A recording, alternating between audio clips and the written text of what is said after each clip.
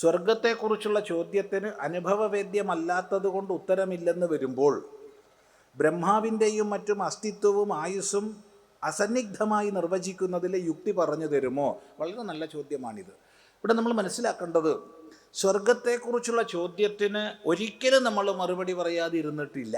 വിവിധങ്ങളായ സ്വർഗങ്ങളെക്കുറിച്ചും ആ സ്വർഗങ്ങളിലെ സുഖാനുഭൂതികളെക്കുറിച്ചും ഹൈന്ദവ ഇസ്ലാമികാദി ഗ്രന്ഥങ്ങളിൽ പറയുന്നതിനെ വർണ്ണിക്കാറുണ്ട്. എന്നാൽ സ്വർഗ അനുഭവത്തെക്കുറിച്ച് പറഞ്ഞു തരാമോ എന്ന് ചോദിച്ചാലാണ് നമ്മൾ അറിയില്ല, നമ്മൾ മരിച്ചു പോയ ശേഷം, നിങ്ങളും മരിച്ച ശേഷം, നമ്മൾ രണ്ടും കണ്ടുമുട്ടിയ ശേഷം പറയാം എന്ന് പറയാറ്. ഇന്നലെ തന്നെ ഇവിടെ സ്വർഗത്തെ വർണ്ണിച്ചിട്ടുണ്ട്. ഇനി വിസ്തരിച്ച് ഇനിയും പറയണത് ഇഷ്ടം പോലെ പറയാം.